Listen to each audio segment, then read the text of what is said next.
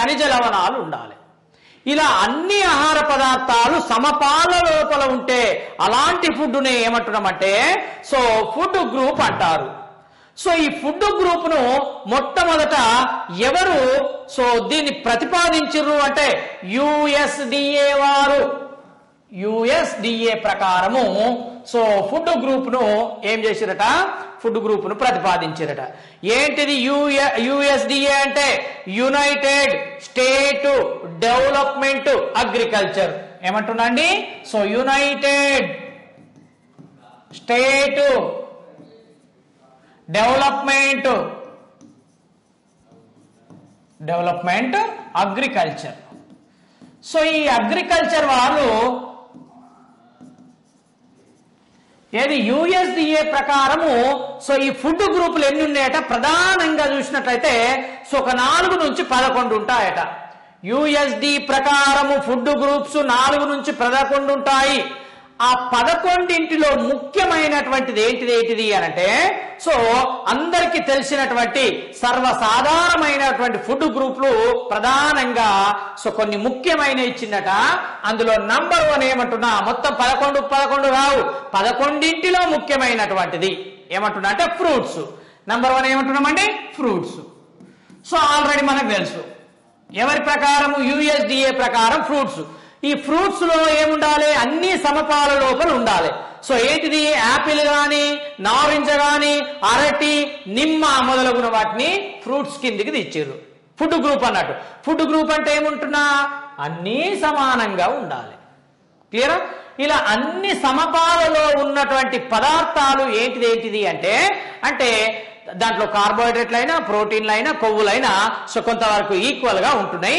అరటి నిమ్మ నారింజ యాపిల్ ఏమంటున్నా, యాపిల్ ప్లస్ అరటి ప్లస్ నిమ్మ ప్లస్ నారింజ అన్నట.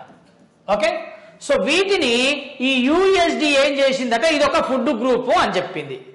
అంటే మిగిలిన అన్ని ఫ్రూట్స్ లో ఉంటుంది, కానీ ఈ గ్రూప్ లోపల మాత్రము కొన్ని సమపాల లోపల ఉంటాయి. అంటే మిగతా వాటికంటే ఎక్కువగా మనకు ఆహార పదార్థాలు పోషకాలు లభిస్తాయి ఈ ఆహార పదార్థాలలో. ఓకే, సో రెండోది గింజ సంబంధిత ఆహార పదార్థాలు. గింజ సంబంధిత ఆహార పదార్థాలు. ఈ గింజ సంబంధిత ఆహార పదార్థాల లోపల ఏమేమి ఉంటాయి అంటే బియ్యము అంటే వరి, గోధుమ, జొన్నలకు సంబంధించినటువంటివి, బార్లీకి సంబంధించినట్టు ఉంటాయి.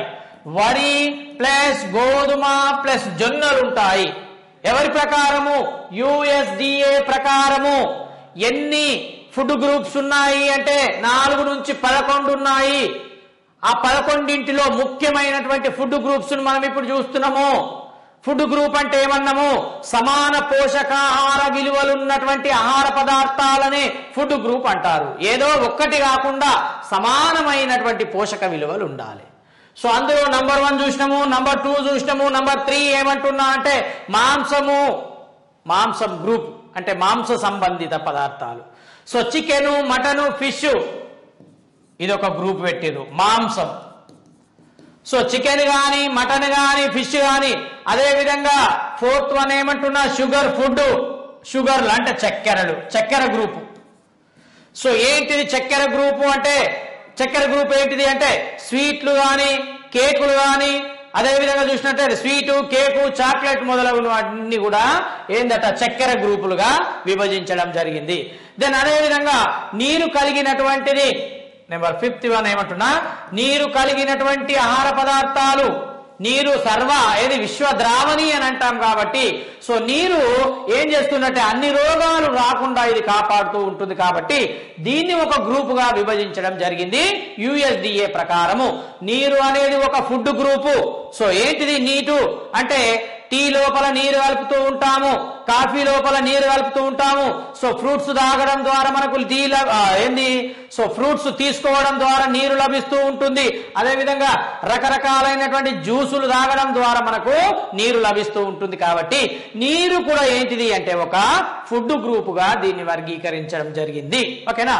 సో నెక్స్ట్ ఏమంటున్నా, ఆల్కహాల్ సంబంధించిన గ్రూపు. ఆల్కహాల్ కూడా ఒక ఫుడ్ గ్రూపే అని అంటుండు. ఏంటి సార్ ఆల్కహాలు అంటే? సో తాటి కళ్ళు అట. సో తాటి కళ్ళు లోపల కొన్ని రకాలైనటువంటి పోషకాలు ఉంటాయట. ఆ పోషకాలు క్యాన్సర్ నిరోధకాలుగా ఇవి తోడ్పడుతూ ఉంటాయి. కాబట్టి సో ఆల్కహాల్లో ఏమంటున్నా, తాటి కళ్ళు ఒక ఫుడ్ గ్రూప్ గా దీన్ని వర్గీకరించడం జరిగింది. ఓకేనా, పేర్కొన్నారు. సో అంతేకాకుండా కొన్ని లిక్కర్లు, ఆ లిక్కర్ లో ఏముంటుందట, కొన్ని అంటే ఫర్ ఎగ్జాంపుల్ వైన్ కనుక చూసినట్లయితే ఈ వైన్ ను ప్రిపరేషన్ చేయడం లోపల ఫెర్మెంటేషన్ ప్రక్రియ లోపల గ్రేప్స్ ను వాడుతూ ఉంటారు. కాబట్టి సో ఈ గ్రేప్స్ వల్ల ఫ్రూట్స్ కాబట్టి కొన్ని రకాలైనటువంటి మనకేం లభిస్తుంది అంటే సో పోషక విలువలు లభిస్తాయి. కాబట్టి ఆల్కహాల్ అనేది కూడా ఒక ఫుడ్ గ్రూపే. కానీ ఏదైనా సరే మోతాదుకు మించినప్పుడు మాత్రం అది హాని కలుగజేస్తూ ఉంటుంది. కాబట్టి సో ఇలా 11 గ్రూపులు అని చెప్పినప్పటికీ 11 లోపల ప్రధానమైనటువంటిది ఏంటిది అంటే ఫ్రూట్స్, గింజ సంబంధిత, మాంస సంబంధిత, చక్కెర సంబంధిత, నీరు ప్లస్ ఆల్కహాల్ మొదలైన ఏంటిది అని అంటే సో ఇవన్నీ ఫుడ్ కు సంబంధించినటువంటివి. క్లియరా? సో దాన్ని అదే విధంగా చూసినట్టయితే ఫుడ్ పిరమిడ్, దీని నుంచి మనకు ఒక బిట్ అడుగుతాడండి. నెక్స్ట్ ఏమంటున్నా, ఫుడ్ పిరమిడ్. ఫుడ్ పిరమిడ్ త్రిభుజాకారములో ఉంటుంది. ఆల్రెడీ మనకు తెలుసు ఎట్లుంటదట. సో ఈ విధంగా త్రిభుజాకారములో ఉంటుంది ఫుడ్ గ్రూప్. ఏది? సో ఫుడ్ పిరమిడ్ అనేది త్రిభుజాకారంలో ఉంటుంది. 1974వ సంవత్సరంలో మొదటనట దీన్ని ఈ ఫుడ్ గ్రూప్ ను స్వీడన్ దేశస్థులు కనుక్కున్నారు. ఎవరట అండి? స్వీడన్ దేశస్థులు మొట్టమొదటిసారిగా ఇది ఫుడ్ గ్రూప్ ను అంటే ఫుడ్ పిరమిడ్ ను కనుగొనడం జరిగింది. ఎప్పుడు అంటే 1974 లోపల. ఓకేనా?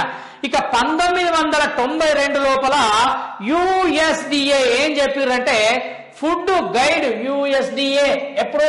సో 1992 లోపల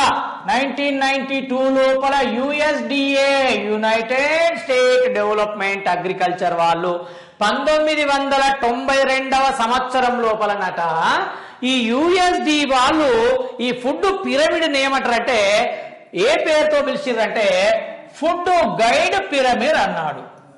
food guide lines, guide pyramid ఈ పేరుతో పిలిచారు. ఫుడ్ గైడ్ పిరమిడ్ అనే పేరుతో పిలిచారు. ఎవరు అంటే USDA వాళ్ళు. క్రమంగా ఇక 2005వ సంవత్సరంలో దీన్ని సవరించి 2005లో సవరించి 2011 నుంచి ఏ పేరుతో దీన్ని పిలిచిర్రు అంటే సో మై ప్లేట్ అనే ఫుడ్ గైడ్ పిరమిడ్ ను మై ప్లేట్ ఓకేనా.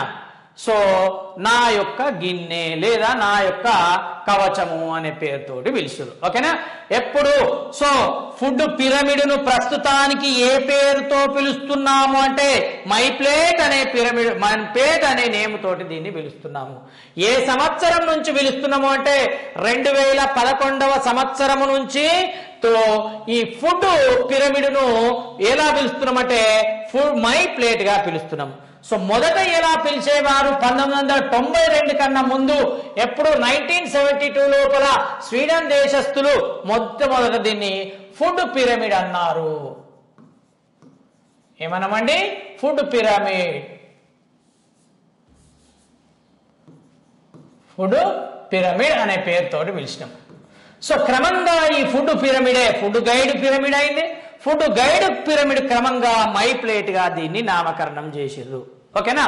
సో ఈ మై ప్లేట్ ను అంగీకరించరు ఎవరు అంటే WHO, వరల్డ్ హెల్త్ ఆర్గనైజేషన్, అదే విధంగా so food and agriculture organisation FAO అంటాం.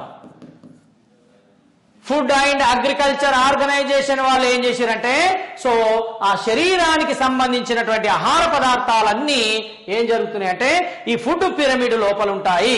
ఈ ఫుడ్ పిరమిడ్ సంబంధించినటువంటి ఒక చార్ట్ ఉంటుంది. అది తర్వాత మనము దాన్ని సో ఏది మనము బోర్డు మీదకి తీసుకొని ఎక్స్ప్లెనేషన్ ఇవ్వడం జరుగుతుంది. అంటే వెజిటేబుల్ నుంచి ఎంత మనకు లభిస్తుంది,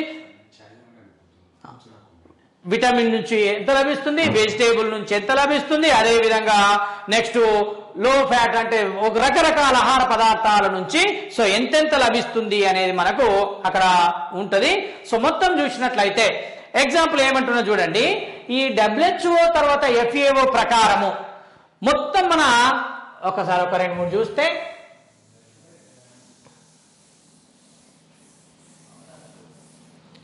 ఇక్కడ ఏమంటున్నా ఫుడ్ అని అంటున్నా. ఫుడ్ సో ఇక్కడ WHO ప్రకారం, ఇక్కడ FAO ప్రకారం ఫుడ్ అండ్ అగ్రికల్చర్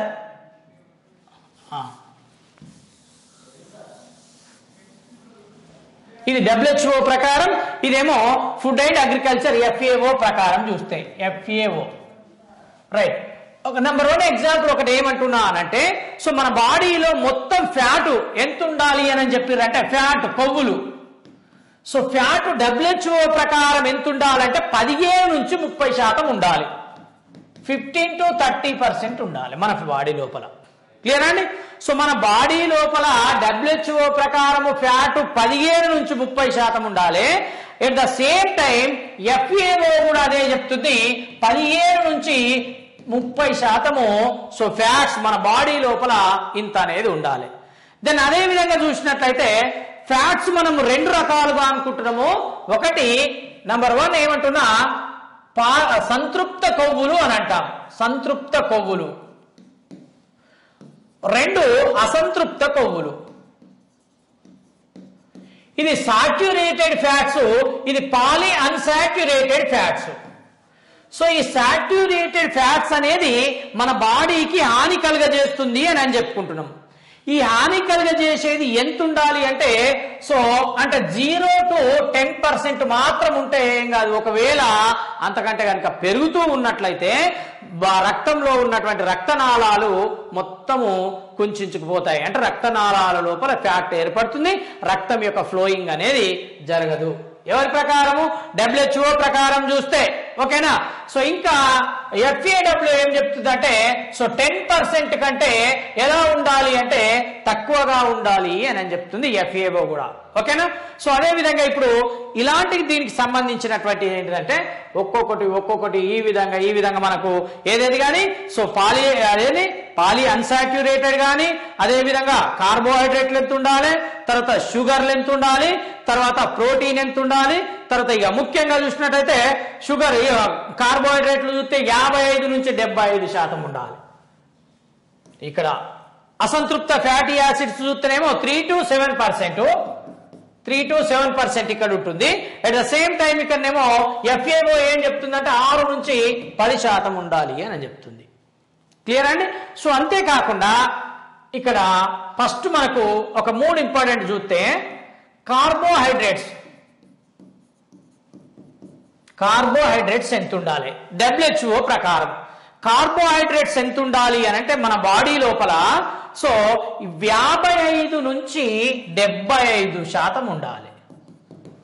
55 నుంచి 75% ఉండాలి. సేమ్ FAO కూడా అంతే చెప్తుంది, 55 to 75% ఉండాలి. ఇది గుర్తుపెట్టుకోవాలి. ఓకేనా. సో అంతేకాకుండా ఇక ప్రోటీన్ అయితేనేమో proteins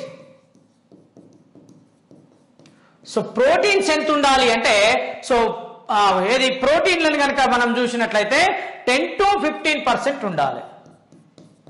at the same FAO కూడా ఏం చెప్తుందంటే 10 to 15% ఉండాలి అని చెప్తుంది బాడీ లోపల. ఓకేనా. ఇక కొలెస్ట్రాల్ కనుక చూసినట్లయితే కొలెస్ట్రాల్ బాడీ లోపల 0 to 300 mg cholesterol. So 0 to 300 mg ఉండాలి. సో ఇక్కడ కూడా సేమ్ ఏం చెప్తుంది అని అంటే సో ఇంకా 300 కంటే తక్కువగానే ఉండాలి అని చెప్తుంది. 300 mg కంటే సో తక్కువగానే ఉండాలి అని ఎవరు చెప్తున్నారు అంటే FAO చెప్తుంది. ఇలా సో కొన్ని రకాలైనటువంటి కార్బోహైడ్రేట్లు కానీ ప్రోటీన్లు కానీ ఫ్యాట్స్ కానీ అదే విధంగా చూసినట్టయితే సో పాలీసాచ్యురేటెడ్ తర్వాత సాచ్యురేటెడ్ పాలీ అన్సాచ్యురేటెడ్ ఫ్యాట్స్ ఒక 4-5 అవి సో గుర్తుపెట్టుకోవాలి. ఇది ఎవరి ప్రకారం అంటే WHO ప్రకారం. So WHO world health organisation అదే విధంగా food and agriculture organisation so ఈ విధంగా అవి చెప్పడం జరిగింది. ఓకేనా. సో అదే విధంగా నెక్స్ట్ పోతే ఫుడ్ గ్రూప్ లో మరొక ఇంపార్టెంట్ ఏంటిది అని అంటే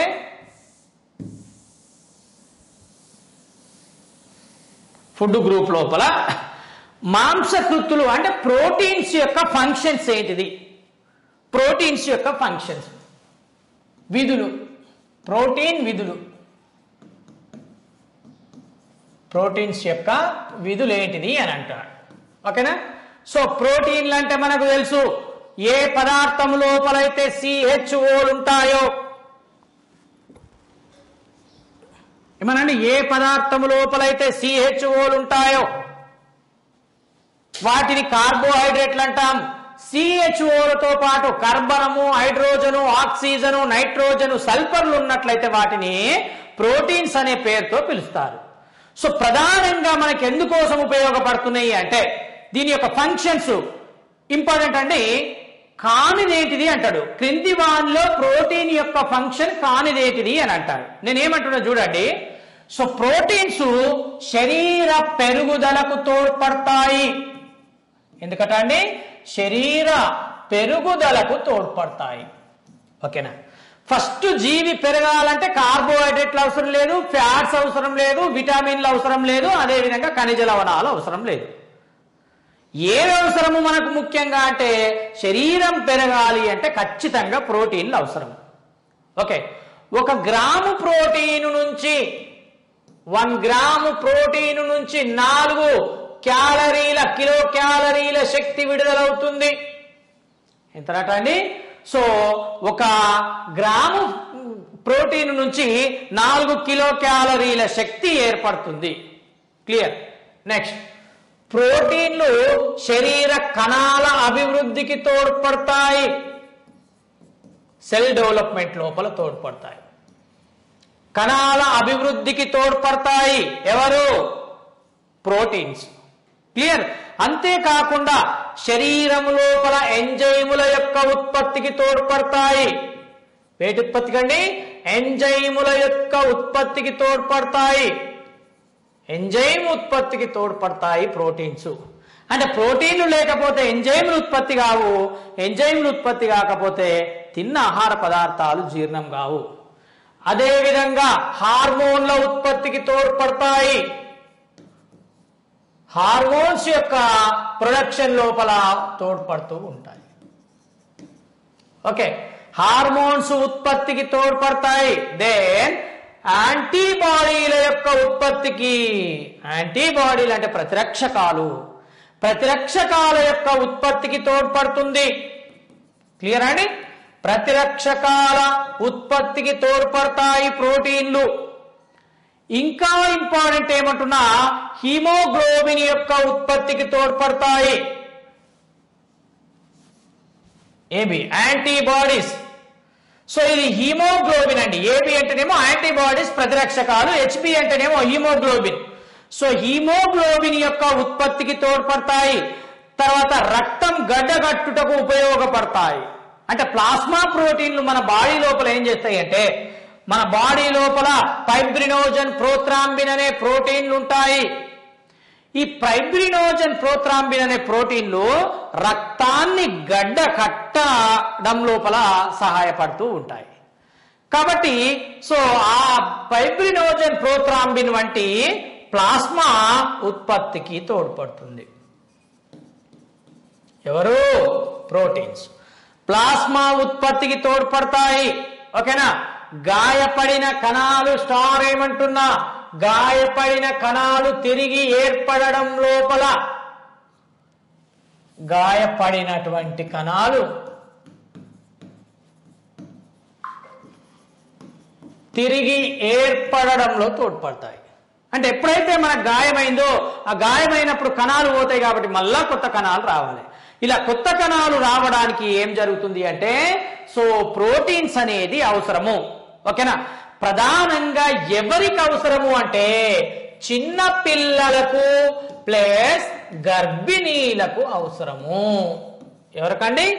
చిన్న పిల్లలకు గర్భిణీలకు ప్రధానంగా అవసరము ప్రోటీన్లు. 1 గ్రాము ప్రోటీన్ నుంచి 4 కిలోల శక్తి వస్తుంది. ప్రోటీన్లు శరీర పెరుగుదలకు తోడ్పడతాయి. సో ప్రోటీన్లు కణాల మరమ్మత్తుకు తోడ్పడతాయి. ప్రోటీన్లు యాంటీబాడీస్ ఉత్పత్తికి తోడ్పడతాయి.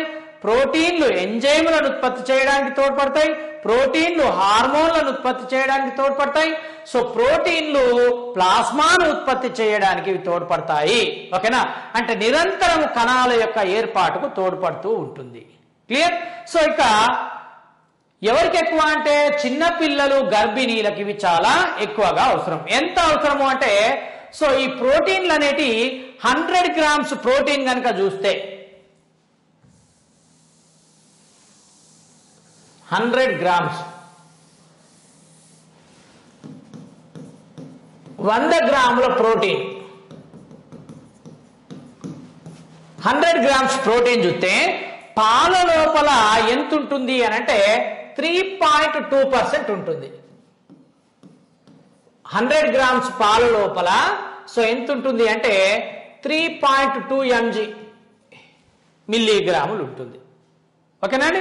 అదేవిధంగా చేపల లోపల చూసినట్లయితే చేపలలో ఇవి ఒక 15% ఉంటాయి. గింజల లోపల 4.3% ఉంటాయి. సీడ్స్ గింజల లోపల 4.3% ఉంటాయి. ఓకేనా? అదేవిధంగా మాంసం లోపల 18, మాంసం లోపల 18% ప్రోటీన్స్ ఉంటాయి. అంటే 100 గ్రామ్స్ లోపల 100 గ్రామ్స్ ప్రోటీన్ల లోపల మాంసకృతుల లోపల ఏముంటాయంటే సో మాంసం నుంచి మనకు 18% లభిస్తుంది. అదేవిధంగా పప్పు దినుసుల నుంచి 20%, పప్పు దినుసుల నుంచి 20 to 21% పప్పు దినుసుల నుంచి లభిస్తుంది. దెన్ అదేవిధంగా సోయాబీన్ నుంచి 4.3 సోయా చిక్కుళ్ళు. సోయాబీన్ అత్యధికంగా ప్రోటీన్లు కలిగినటువంటిది సోయాబీన్. దాన్ని పేదవాడి మాంసం అంటాము. 100 గ్రాముల సోయాబీన్ నుంచి మనకు 4.3% ఏం లభిస్తుంది అంటే 4.3% మనకు ప్రోటీన్స్ లభిస్తాయి. ఓకేనా? గుడ్డు నుంచి 13%, కూరగాయల నుంచి 1% లభిస్తుంది. క్లియర్? సో ఈ విధంగా గుడ్డు నుంచి 13, కూరగాయల నుంచి 1%, సోయాబీన్ నుంచి 4.3%, పప్పుల నుంచి 21, మాంసం నుంచి 18, గింజల నుంచి 4.3, చేపల నుంచి 15, అదేవిధంగా పాల నుంచి 3.2% మనకు లభిస్తూ ఉంటుంది. క్లియర్ అండి? సో దెన్ ఇక ఫ్యాట్స్ చూసినట్లయితే ఫ్యాట్స్ అంటే కొవ్వులు. ఇక ప్రోటీన్ల లోపం వల్ల వచ్చే వ్యాధినే ఏమంటారు అంటే ప్రోటీన్ల లోపం వల్ల వచ్చే వ్యాధినే క్వాషియోర్కర్ అంటారు. క్వాషియోర్కర్. సో ప్రోటీన్ల లోపం వల్ల వచ్చే వ్యాధిని క్వాషియోర్కర్ అంటారు. ఈ క్వాషియోర్కర్ లోపల సిమ్టమ్స్ ఏ విధంగా ఉంటాయి? ముఖము ఉబ్బి గుండ్రగా ఉంటుంది, నీరసంగా ఉంటాడు, మందకొడిగా ఉంటాడు. కాబట్టి పెరుగుదల ఉండదు. సో ఎందుకంటే ప్రోటీన్స్ లేవు కాబట్టి. క్లియర్? దెన్ ఏమంటున్నా సో కొవ్వుల యొక్క ఫంక్షన్స్ చూస్తే నెంబర్ 2 కొవ్వుల యొక్క విధులు.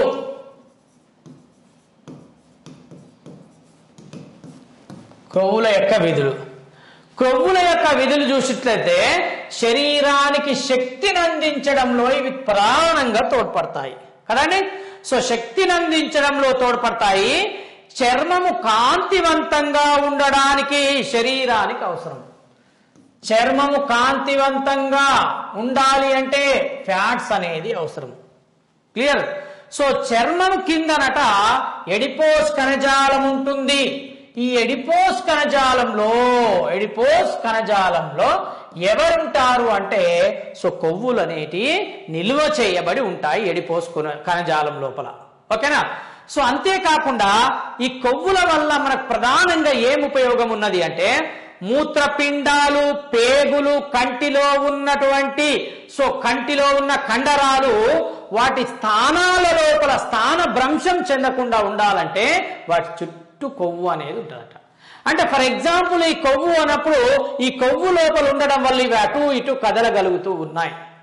కాబట్టి ఎలాంటి స్థాన భ్రంశం చెందకుండా వాటిని పట్టి ఉంచడం లోపల కొవ్వులు అనేటి తోడ్పడుతూ ఉంటాయి. ఓకేనా? సో రక్తంలో ఇది ఏ రూపంలో ఉంటుంది అంటే కొలెస్ట్రాల్ రూపంలో. రక్తంలో ఎట్లుంటుందండి? కొలెస్ట్రాల్ రూపంలో రక్తం లోపల ఉంటుంది. ఓకేనా? సో ఇక ఇది జీర్ణాశయం లోపల నెట ఎట్లా పనిచేస్తుంది? జీర్ణాశయం లోపల అంటే గ్రీజు లేదా లూబ్రికెంట్ గా పనిచేస్తూ ఉంటుంది. జీర్ణాశయం లోపల ఫ్యాట్స్ లూబ్రికెంట్ అంటే జిగురులుగా పనిచేస్తూ ఉండి మొత్తం ఆహార పదార్థాలను ఏం చేస్తాయట? జీర్ణం చేయడానికి ఇవి ఉపయోగపడతాయి ఎంజైమ్లతో కలిపి. సో కాబట్టి జీర్ణాశయంలో లూబ్రికెంట్ గా ఇవి పనిచేస్తూ ఉంటాయి. నాడులు కాపాడుటకు కూడా కొవ్వులు అవసరం. నాడులను కాపాడడం లోపల మన బాడీ లోపల జ్ఞాన నాడులు, చాలక నాడులు, మిశ్రమ నాడులు ఉంటాయి. ఈ జ్ఞాన చాలక నాడులు, మిశ్రమ నాడుల నుంచి కొవ్వులు ఏం చేస్తాయట? మనల్ని రక్షిస్తూ ఉంటాయి. 1 గ్రాము కొవ్వు నుండి 9.45 1 గ్రాము కొవ్వు నుండి 9.45 కిలో క్యాలరీల శక్తి విడుదలవుతుంది. క్లియర్ అండి? అధికంగా కొవ్వులు తీసుకోవడం ద్వారా వచ్చే డిసీజ్ ఏది అంటే ఒబెసిటీ. దీన్నే స్థూలకాయత్వం అంటాము. గతం లోపల కూడా ఇవి చూసినాం. అధికంగా స్థూలకాయత్వానికి గనక గురైనట్లయితే ప్రధానంగా గుండెపోటు వచ్చే అవకాశం ఉంటుంది. అదేవిధంగా షుగర్ వచ్చే అవకాశం ఉంటుంది, బీపీ వచ్చే అవకాశం ఉంటుంది. ఈ విధంగా స్థూలకాయత్వం అనేది ఎడిపోస్ కణజాలం వల్ల వస్తుంది. ఓకేనా? ఇది ఫ్యాట్స్ కు సంబంధించినటువంటిది. ఇక పిండి పదార్థాలు చూస్తే 1 గ్రాము పిండి పదార్థం నుంచి 4 కిలో క్యాలరీల శక్తి విడుదలవుతుంది. ఓకేనా? నెక్స్ట్ ఈ ఆహార పదార్థాల లోపల అంటే పిండి పదార్థాల లోపల పీచు పదార్థాలు ఎక్కువగా ఉండడం వల్ల కాన్స్టిపేషన్ నుంచి రక్షిస్తాయి. దేని నుంచి అటండి? కాన్స్టిపేషన్ అంటే మలబద్ధకం నుంచి రక్షించేది ఎవరు అనంటే పీచు పదార్థాలు. ఇవి ఎక్కడ ఉంటాయి అంటే పిండి పదార్థాల లోపల ఉంటాయి. ఓకేనా? ఇక విటమిన్లకు సంబంధించింది కనుక మనం చూసినాము. విటమిన్ ఏ కనుక ఇక ఇందులో మళ్ళా ప్రధానంగా అన్ని మనకు విటమిన్స్ వచ్చినాయండి. ఏంటిదంటే విటమిన్ ఏ అనేది విటమిన్ ఏ కంటిని ఆరోగ్యంగా ఉంచడానికి తోడ్పడుతుంది. అంతే కదండి? ఏ కంటిని ఆరోగ్యంగా ఉంచడానికి తోడ్పడుతూ ఉంటుంది. అదేవిధంగా గర్భధారణ యొక్క పెరుగుదలకు, ఎముక పెరుగుదలకు తోడ్పడుతుంది. రైట్, చూడండి ఇవన్నీ నేర్చుకున్న బిట్లే మనం. గర్భధారణకు తోడ్పడుతుంది ప్లస్ ఎముక పెరుగుదలకు తోడ్పడుతుంది విటమిన్ ఏ. ఓకేనా? వ్యాధి సంక్రమణ నుంచి రక్షిస్తుంది. వ్యాధి సంక్రమణ నుంచి అక్కడనేమో మనం ఎక్కడెక్కడ లభిస్తుంది విటమిన్ ఏ. విటమిన్ ఏ లోపం వల్ల వచ్చే డిసీజ్ ఏంటిది అని నేర్చుకున్నాం. ఇక్కడ ఇంకా బ్రీఫ్ గా ఏం చూస్తున్నామంటే విటమిన్ ఏ యొక్క ఫంక్షన్స్ ఏంటిది, మన బాడీకి ఏమేం పనులు చేస్తుంది. ఓకేనా? రేచీకటి నుంచి రక్షిస్తుంది. ఓకేనా? అంతేకాకుండా జిరాప్తాల్మియా అంటే పొడి కళ్ళు అంటే కంటిలో ఉన్నటువంటి అశ్రుగ్రంథులు అశ్రువులను ఉత్పత్తి చేయవు. ఫలితంగా కన్ను పొడిబారినట్టయి ఏం జరుగుతుంది అంటే కళ్ళు అనేటి కనబడవు. దాన్నే జిరాప్తాల్మియా అని అంటారు. ఓకేనా? అంధత్వము బయట స్పాట్ అంటే అంధత్వం ఏర్పడుతుంది. అంధత్వం అంటే విటమిన్ ఏ లోపం వల్ల గుడ్డితనం అనేది వస్తుంది. అదేవిధంగా కెరటోమలేసియా,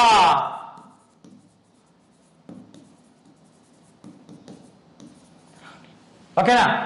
సో ఆ కెరటోమలేసియా అంటే సో కెరాటిన్ ఏమవుతుంది అంటే ఆ రెటినాల్, సో కెరాటిన్ నెమ్మదిగా అంటే కంటిలో ఉన్నటువంటి ఈ కార్నియా పొర నెమ్మదిగా మెత్తగా మారిపోతుంది. అలా మారితే దాన్ని ఏమంటారు అంటే కెరటోమలేసియా అనే పేరుతో పిలుస్తారు. Clear then. అంతేకాకుండా అస్థిపంజరం ఏర్పడడానికి తోడ్పడుతుంది.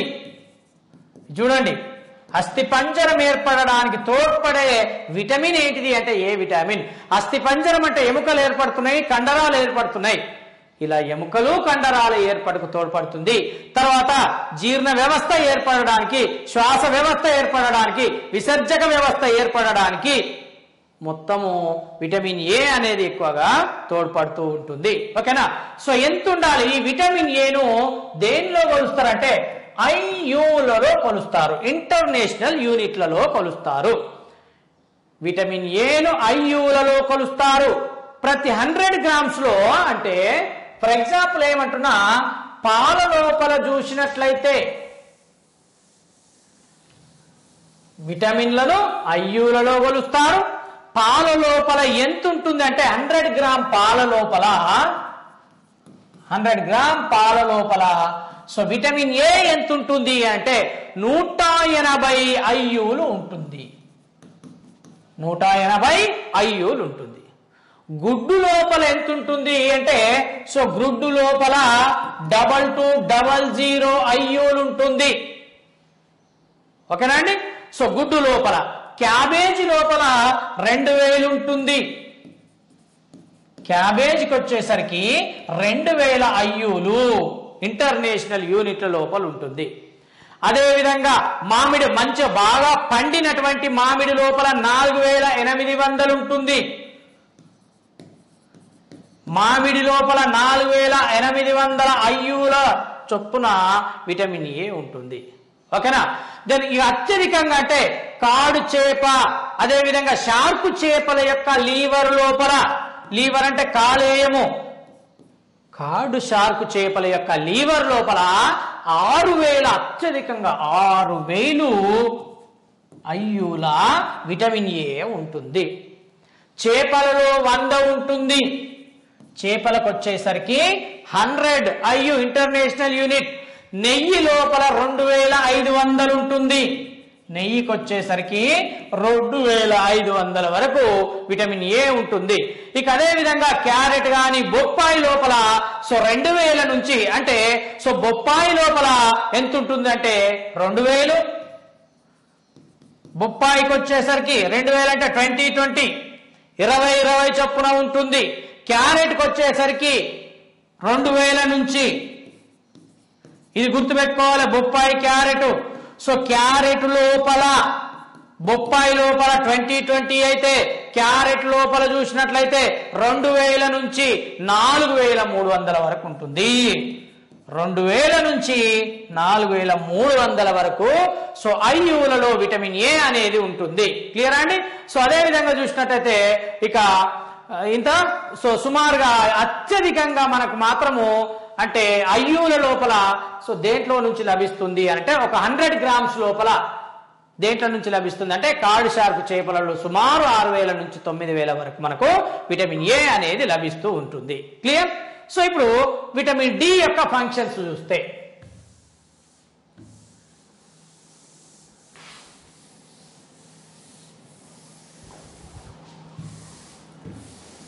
డి యొక్క ఫంక్షన్స్, డి యొక్క విధులు,